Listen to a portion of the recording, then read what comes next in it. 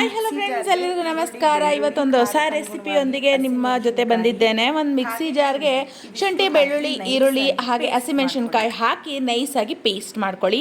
ಒಂದು ಕುಕ್ಕರ್ಗೆ 1 ಕಪ್ಪಷ್ಟು ಎಣ್ಣೆ ಹಾಕಿ, ಸ್ವಲ್ಪ ಕಮ್ಮಿಯಾಗಿ ಹಾಕಿ ನಾನು ಇಲ್ಲಿ ಕೊಬ್ಬರಿ ಎಣ್ಣೆ ಯೂಸ್ ಮಾಡಿದ್ದೀನಿ. ಅದಕ್ಕೆ ಸಾಸಿವೆ ಹಾಗೆ ಜೀರಿಗೆ, ನಂತರದಲ್ಲಿ ಚಕ್ಕೆ, ಲವಂಗ, ಮರಾಠ ಮೊಗ್ಗು ಹಾಗೆ ಏಲಕ್ಕಿ ಹಾಗೆ ಕಲ್ಲುವ ಈ ಮಸಾಲೆ ಸ್ಪೈಸಸ್ ಹಾಕಿ ಹಾಗೆ ಪಲಾವ್ ಎಲೆ ಹಾಕಿ ನೀಟಾಗಿ ಫ್ರೈ ಮಾಡ್ಕೊಳ್ಳಿ.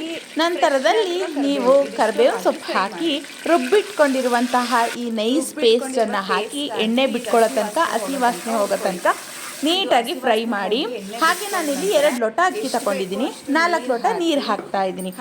ನೀರನ್ನು ಹಾಕಿ ರುಚಿಗೆ ತಕ್ಕಷ್ಟು ಉಪ್ಪು ಹಾಗೆ ಕೊತ್ತಂಬರಿ ಸೊಪ್ಪು ಹಾಕಿ ಚೆನ್ನಾಗಿ ಕುದಿ ಬರೋದಕ್ಕೆ ಬಿಟ್ಬಿಡಿ. ನಂತರದಲ್ಲಿ ಅಕ್ಕಿಯನ್ನು ಹಾಕಿ ಚೆನ್ನಾಗಿ ನೀವು ಬೇಯಿಸ್ಕೊಂಡ್ರೆ ಈ ಒಂದು ರೆಸಿಪಿ ರೆಡಿ ಆಗುತ್ತೆ. ಏನು ಅಂತ ಕನ್ಫ್ಯೂಷನ್ ಆಗಬೇಡಿ, ಇದು ಗೀ ರೈಸು ಅಲ್ಲ, ಪಲಾವು ಅಲ್ಲ. ಸಿಂಪಲ್ಲಾಗಿ ಈ ಬೇಯಿಸ್ಕೆಗೆ ಜಾಸ್ತಿ ಮಸಾಲೆನೂ ಬೇಡ, ಜಾಸ್ತಿ ಮುಖ ಕೊಡಿಯೋ ಥರ ಬೇಡ, ನಮಗೆ ಬ್ರೇಕ್ಫಾಸ್ಟ್ ಚೆನ್ನಾಗಿರಬೇಕು ಅಂತ ಅಂದಾಗ ಈ ರೆಸಿಪಿನ ಟ್ರೈ ಮಾಡಿ. ಇದಕ್ಕೆ ಮೊಸರು ಬಜ್ಜಿ ಮಸ್ತ್ ಕಾಂಬಿನೇಷನ್ ಅಂತಲೇ ಹೇಳ್ಬಹುದು.